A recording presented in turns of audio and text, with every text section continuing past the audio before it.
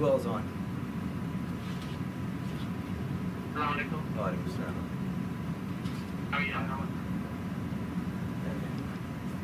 I think, inshallah, we'll go ahead and go with something.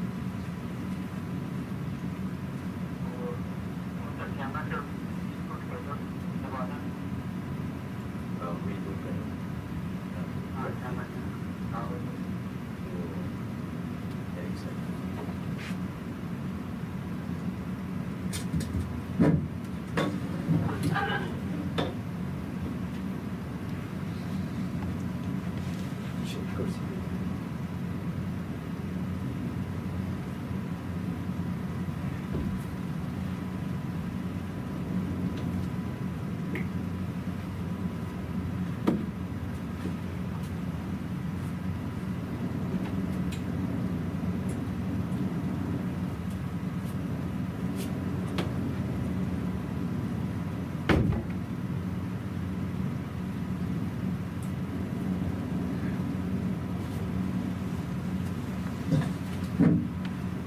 So inshallah we'll get started.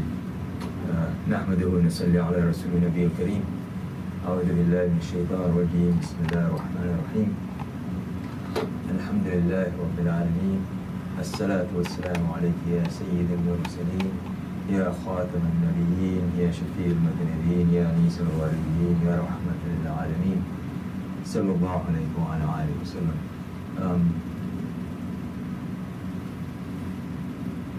The brother asked me the other day when he was trying to think about what to talk about, and so he asked me to talk about broken hearts. There was a narration where in Hadith al-Qudsi, Allah subhanahu wa ta'ala, he says that I reside in the broken hearts of the believers. So, you know, what does this mean? And so, you know, in order to understand this, we have to kind of go back and look at some other things.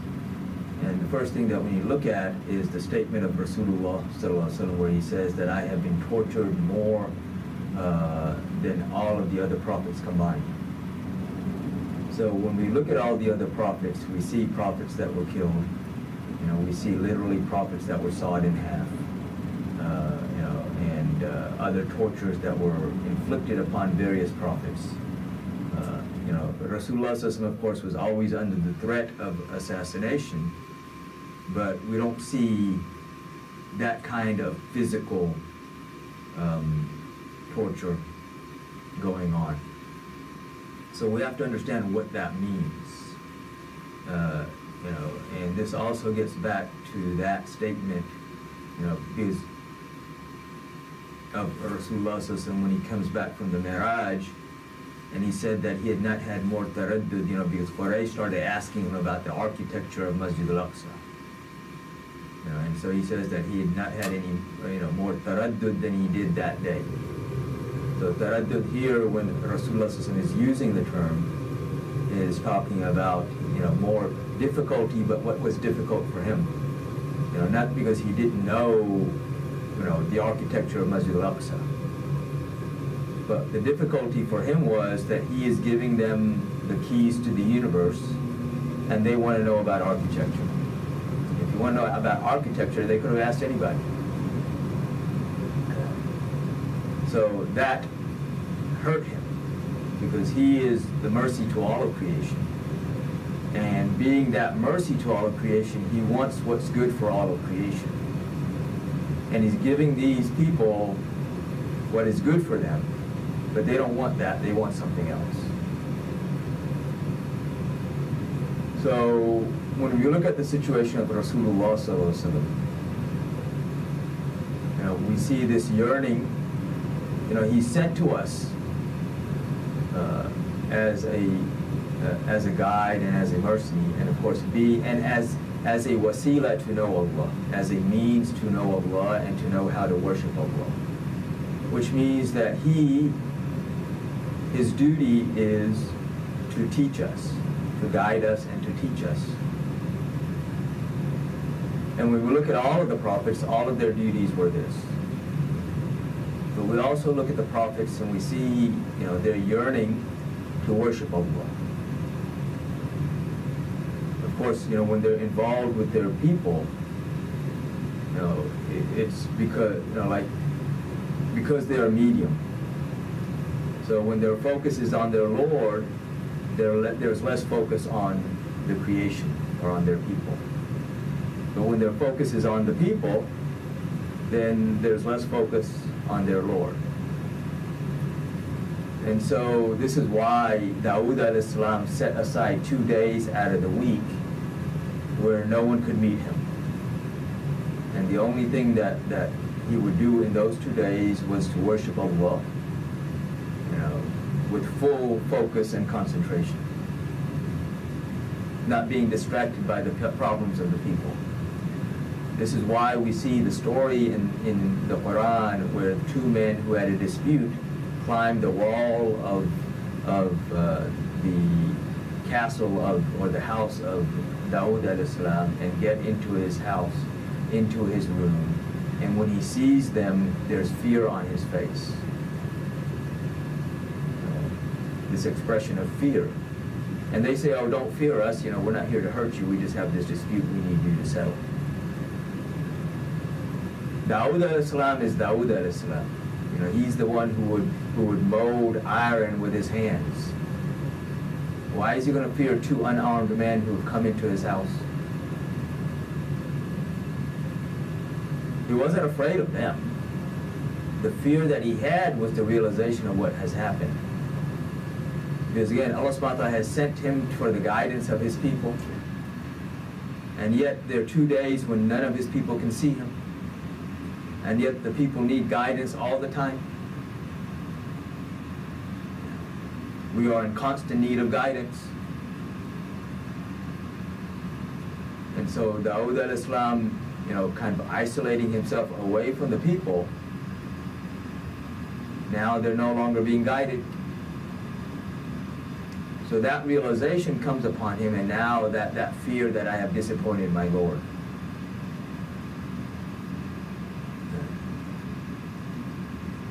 But that yearning, to be in such a condition where he can focus his attention completely toward Allah is there. And when it comes to Rasulullah, that yearning is greater than anyone else's yearning, than everybody else's yearning combined.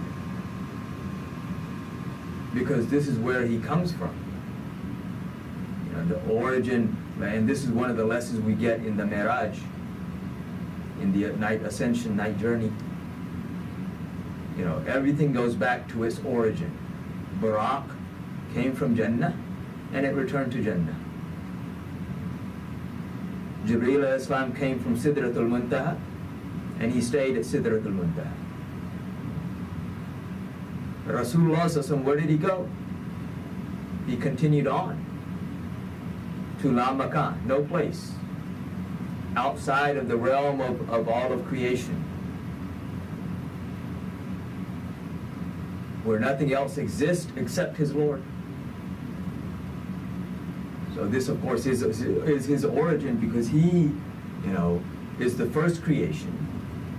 The Nur of Rasulullah is the first creation, so it was created before anything else was created. Time is a creation. Place is a creation. His existence is before all of that. So if there is no place, then where is he? And even that question is wrong. Right? All we can say is he's with his Lord. So he goes back to his Lord.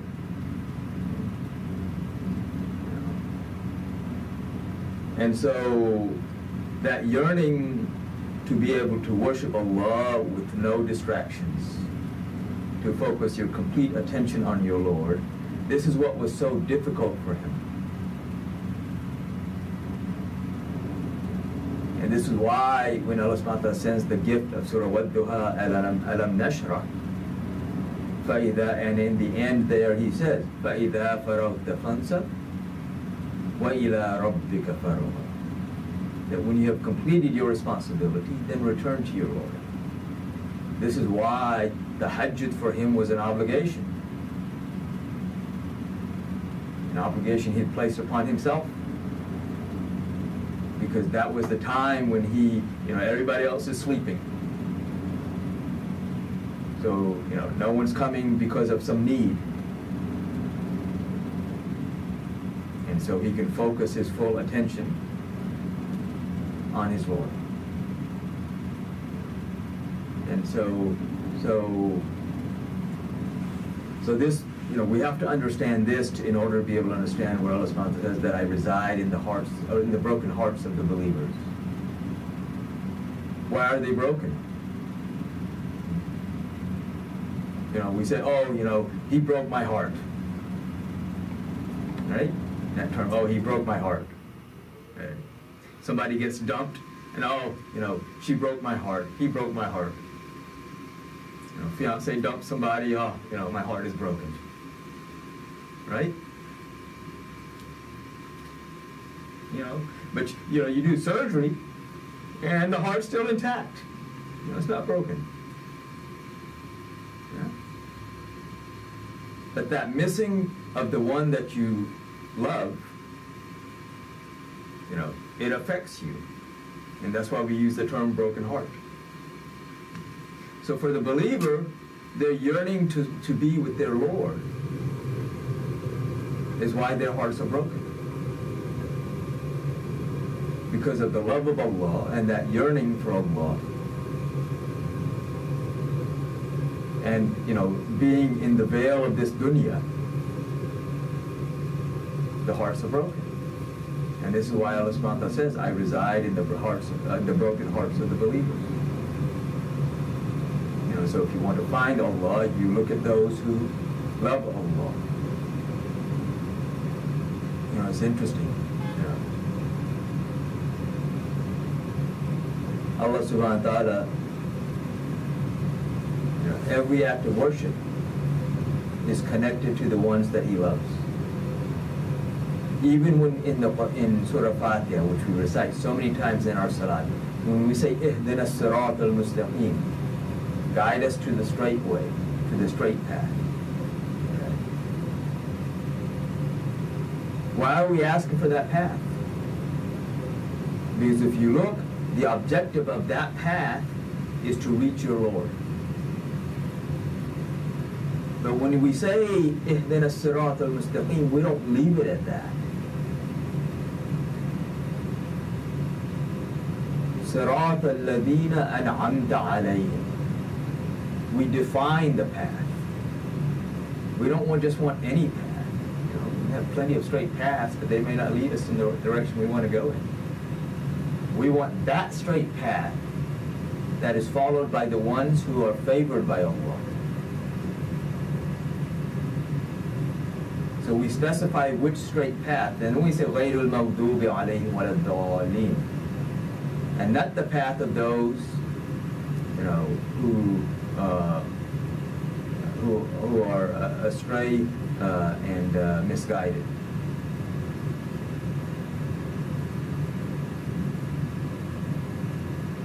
So yeah, they also have a path, and their path also may be straight, but it's straight to someplace else. So this is very interesting. Whenever you read the Quran, you will see this connection with the ones Allah loves, the ones Allah has favored in everything. This is how we define what path we want to be on. This is how we define, the way we worship. The way we know Allah is through the ones that Allah loves. So again, if I want to see Allah, then I look towards the ones, if I want to be near Allah, then I look towards the ones who love Allah, are connected to Allah.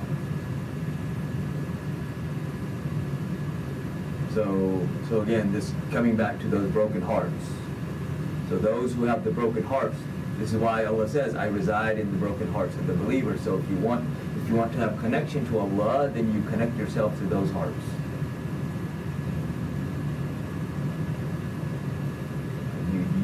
You associate with those who have those hearts. There's also in the Quran, like we say, Ihdina as-sirat al-mustaqim, guide us to the straight path, and we say, Sirat alladhina an'amta alayhim, the path of those whom you have favored. Allah subhanahu wa ta'ala also tells us who He's favored. And He talks about in the Quran that He's favored Nabiyyin, the prophets, Siddiqeen, the truthful, Shuhada, the martyrs, and Salihin, the righteous. But then He further defines who is who also. You know, because anybody can put on the dress of the righteous.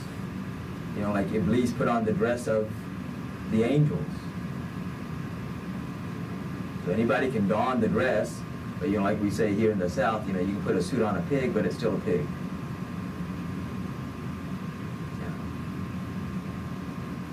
You know, if that dress doesn't change what's inside of you, the dress has no meaning.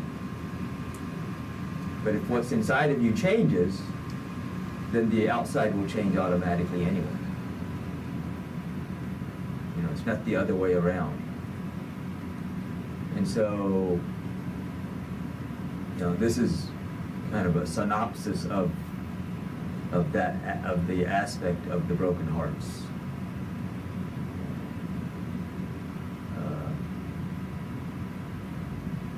Any questions on that?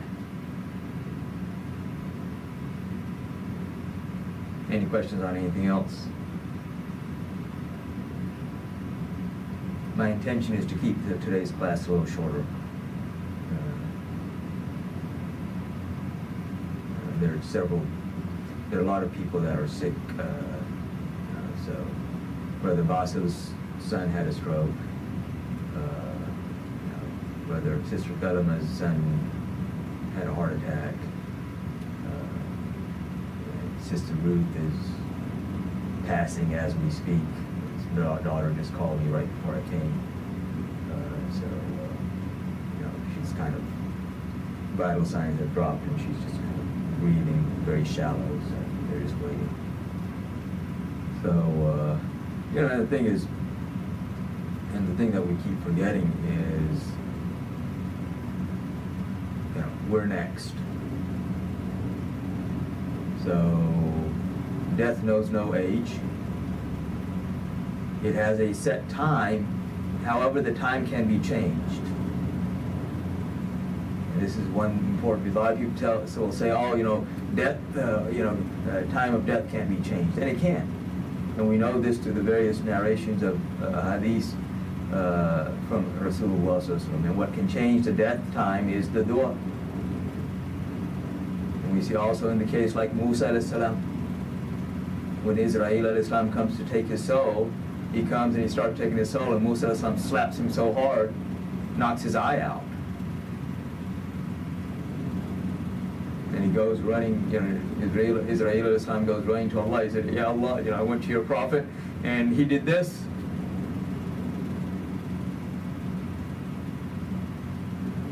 You know, so then Allah subhanahu wa ta'ala instructs him on how to go to Musa alayhi salam with adab.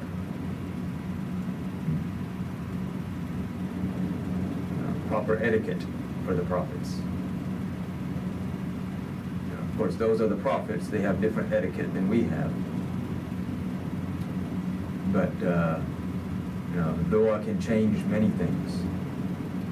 Just like even in the Quran, where Allah subhanahu wa ta'ala talks about مَا نَنْسَخْ مِنْ آيَةٍ أَوْ نُنْسَهَا نَأْتِ بِخَيْرٍ أَوْهَا بِمِثْلِهَا, that we do not abrogate or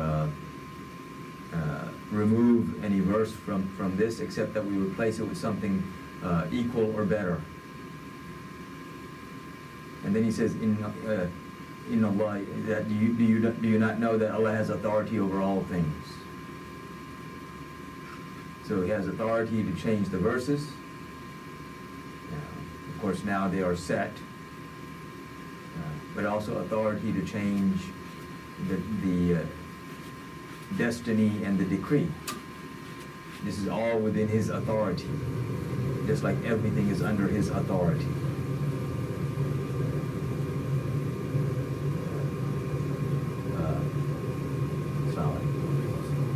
Any questions? You sure? I was waiting.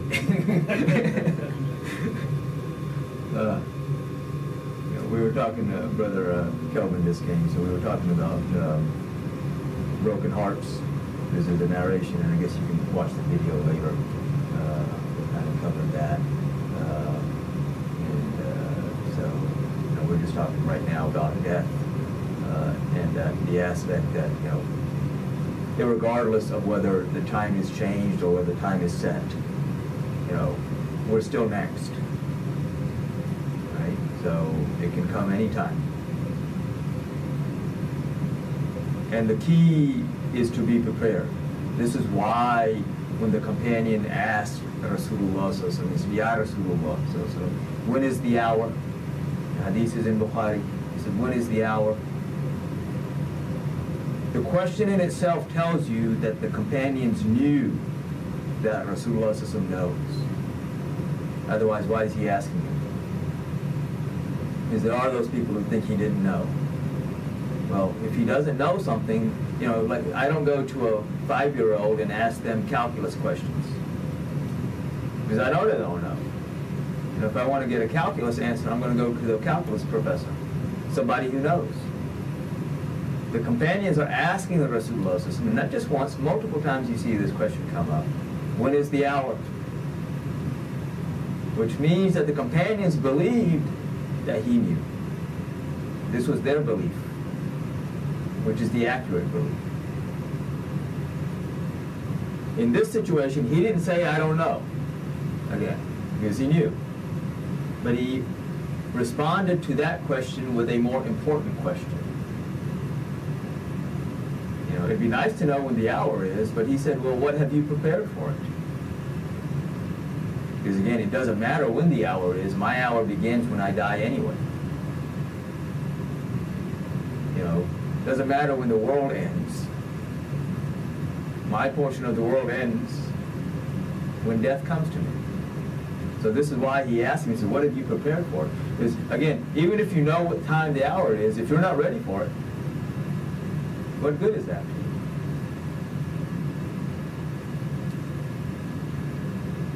And this companion, his response, is brilliant.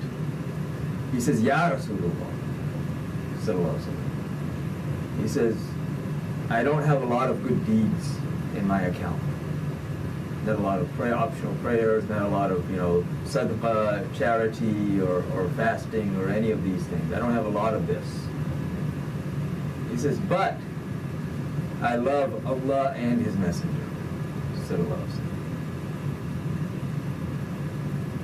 And so Rasulullah responds to him by saying, then why do you worry? Al-mar'u man ahabba, that the lover will be with the one that he loves. And the companions, when they heard this, they said that we had never heard anything more pleasing to us than that.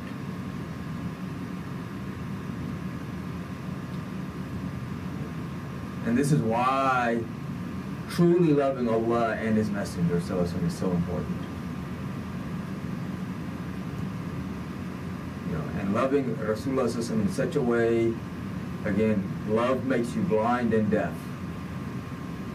So that the lover cannot see any shortcomings in their beloved, nor is he willing to hear anything against the beloved.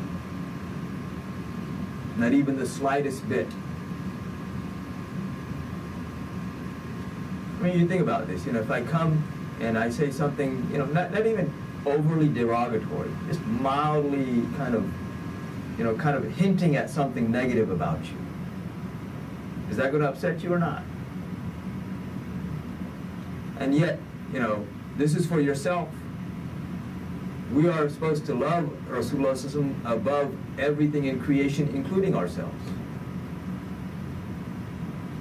So if somebody even hints at something negative about Rasulullah and it doesn't upset me, then I need to be checking my iman. Do I truly have faith or not?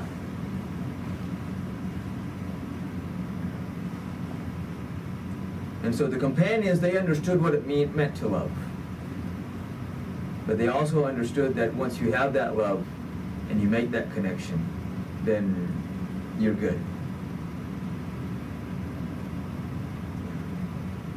And so these are, again, important points to note. You about to say something?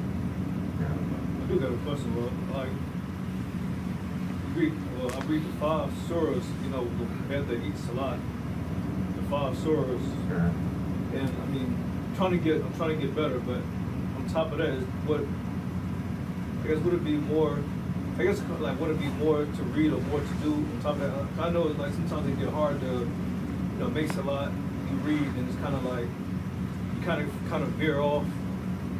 Like, I guess I get distracted kind of easy. Yeah, well. So, I mean, what else can I mean, I want to get better, but how can I? Yeah, so life is a distraction. You know, that's part of life. Life is stress, and life is distraction. I mean, that's, you know, plain and simple. You know, because everybody, you know, they'll come to me and say, oh, I'm stressed. Well, that's life. You know, you know, everybody's stressed. It's just a matter of how you deal with it. Same thing with the distractions. The distractions are always there. They'll always be there, you know, but it's teaching yourself to filter stuff out, realizing what's important and what's not important, you know, because we get distracted with many things that we have no control over, we can't do anything about, they really don't make a difference in the long run, but we're distracted by them, yeah. You know, so we have to be able to figure out, and when you're distracted by these, you're not paying attention to the ones you should be paying attention to. But you know, as far as like, you know, making your salat, you know, though the 5 surahs, like you're talking about, like the Panchatan surahs, you don't have to read those all the time. Afterwards, you know, you can read other things as well. You know, it's, you know, but you know, set aside a time that, okay, this is the time I will be reading this or whatever, and that way you have a schedule. And you know, it's a lot easier. Like even people that retire. You know, you hear about a lot of folks who retire, and 2 weeks later they're dead because they have no structure. You know, they're just lost. They don't know what to do. You know, so this is why it's important to have structure and to have a schedule. So that you know, because otherwise what happens is, you know, you keep thinking, and you know, this happens with all of us. You know, we think, oh, when I get time, I'm going to do that. When I get time, I'm going to do that. You know, and then when you get time, you know, you wonder, what do I need to do? Right? Yeah. So if you have structure and everything is laid out, then when you have the time, you know, okay, this is what I got to do. Or it's part of your schedule. You know, someone once told me there are only 2 kinds of people who have free time. A dead man and a crazy man. And it doesn't do either one of them any good. You know, for everything else, you got to make the time. And that's what you think about. I mean, you think about it literally. Everything you've done in life, you made the time to do that. You know, it's not like just like, oh, time came and, you know, I did this. You know, you set aside time, you know, whether it's work or whatever you're doing at home, you know, you're setting aside time to do that. Or whether you're not doing anything, you're setting aside time to do nothing. Right? So that's why it's important, you know, time management, and this is, you know, one of the things that the 5 daily salat also teaches us, is it keeps bringing us back to the remembrance of Allah, right? And bringing us our focus back to that, to remember, oh, you know, I need to do this. And so again, you have to make the time to do that. And so with all of these things, again, you know, so that's why, like, you know, like I said, you don't have to always read those 5. You can read other things as well, or other surahs. I guess I just got to a habit. I'm trying to get better, but I got to a habit of after salat, I know what surah I need to read after Fajr. Yeah. I got to a habit where I know what to read, and I set aside the time. Like after I make my salats, I try to go read it straight to it, and you know, just because I got used to reading those 5. See, there are certain surahs that Rasulullah recommended at certain times. You know, like Surah Yasin and Surah Muzammil, he recommended that you recite that early in the morning. You know, get your day going. Surah Waqi'ah, he recommended reciting that after Maghrib, and he said that whoever recites this consistently, Allah subhanahu wa ta'ala will not allow him to die from starvation. Surah Mulk and Surah Sajda, he recommended we recite those before we go to bed, because they will protect us against the punishment of the grave. You know, so you have, you know, various surahs, you know, at various times, but again, you also have to manage your time. Now, it becomes a little bit easier once you memorize them. Because then you can, be reciting them while you're driving to work or doing this or doing that. But, if you haven't memorized them, then, you're reading them. And these days, of course, you could also listen. So let's say you don't have the time to read it, while you're doing something, you can put on something, so long as what you're doing isn't too distracting. So you can still focus on what's being said, like when you're driving or something. So you can be listening to the surah. And that will also help you memorize it. I tried it before. There's one of the apps I got that do recite it, but it kind of said it real slow. Yeah, so you might have to. Some of these apps also have like different reciters, and some of them also allow you to adjust the speed a little bit. So you might want to look into that and find someone who's got more consistent in the way they recite. Would it be good to incorporate like read hadith if it's a good one, or like I guess try to? Well, the catch with hadith, like with the Quran,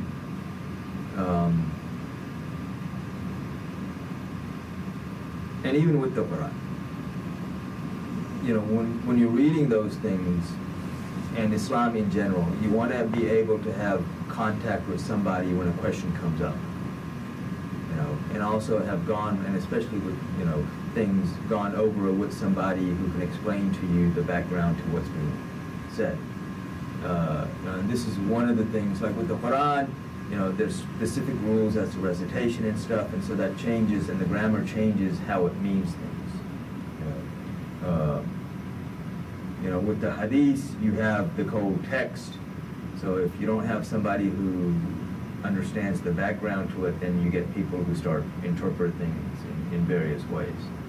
There are certain hadiths that deal only with virtues. Those hadiths are a lot easier to read, and it's very hard to misinterpret those. Okay? So, there are some books like Riyadh al-Salihin and stuff that deal with virtue, hadiths that only deal with virtues. So one of those would probably be easy, as far as reading, and without having to go into, a lot of depth into things. There might be something like that.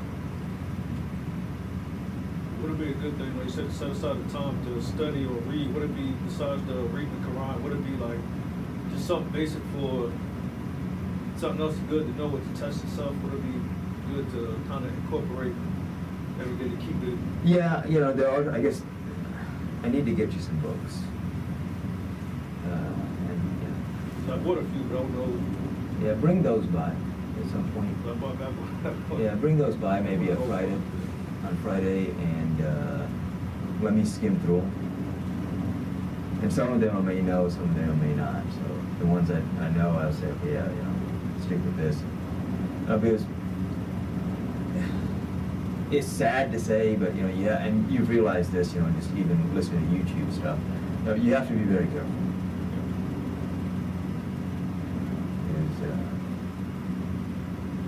And even like, again, when you're reading, and this is one thing, and this is why, when you look at true Islam, it's always been passed down from chest to chest. Because there's always that connection. And that way, if somebody starts to fade or slip, there's always somebody to correct him. This is why, when you accept someone as your sheikh or your teacher, then, you've given your hand in his hand, and then now, he's your guide. And so you listen to what he says, and if he's truly a true guide and good, then, he's always going to kind of steer you in the right direction. So it's important to be tied to somebody in that manner.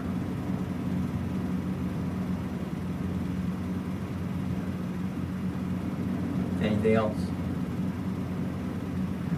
Assalamu alaikum. Wa alaikum salam. One quick question. You refer to 5 surahs. Do you mind which surah are those? Which ones are you reading? Surah Yasin, Surah Fat, Surah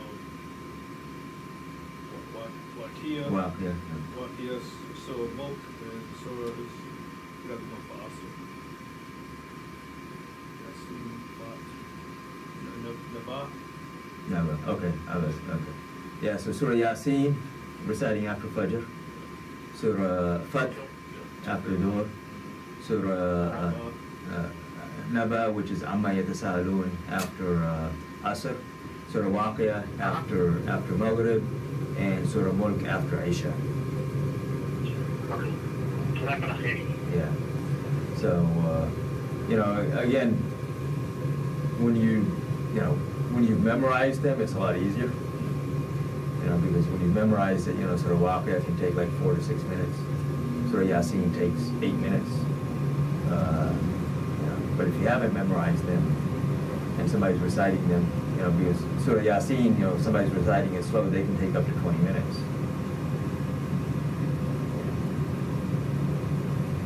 So yeah. So anything else? So it'd be good to try to, since I read them all the time, Yeah. Since I got used to reading them, would it be Which is good. my next step to try to read it? To memorize them. Yeah. Yep. Yeah, and I would start off with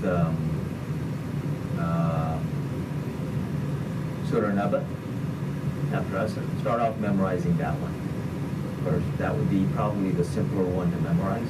And it's also one of the shorter ones. And then after that one, Surah Mulk. And then Waqi'ah. And then Yasin, and then Fath, as far as memorization order. Okay. Well, we got another. Okay. Surah, one where they said they talked about, sorry, Yasin, they talked about the 2 messengers got sent, then they struck them with a third. Yes. Who was those 3 messengers, peace be upon them, that they sent? Yeah, so there was a dispute as to exactly who they were. There's a lot of people say that these were messengers sent by Isa alayhi salam. And this is kind of the majority opinion here, is that these are people that were sent by Isa alayhi salam to go and to preach to these people. And of course, when the first 2 came, they rejected them, and then the 3rd was sent to strengthen those 2. So yeah, this is like during the time of Isa alayhi salam. There is a dispute as to whether they were messengers in the sense that they were prophets' messengers, or whether they were messengers in the sense that they were the messengers that Isa alayhi salam has sent as his messengers.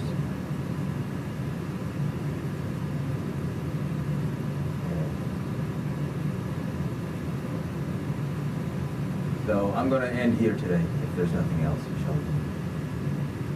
So, kind of short today. We probably won't have class next week. I'm not certain on that yet. And we won't have class during most of January. But inshallah, we'll really get back started in February, inshallah. But so you can start writing down your questions in the meantime.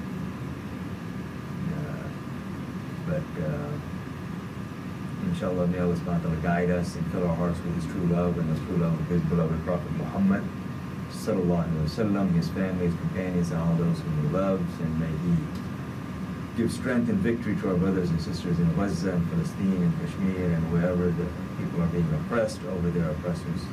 Wa akhiru da'wana alhamdulillahi rabbil alamin. Assalamu alaikum.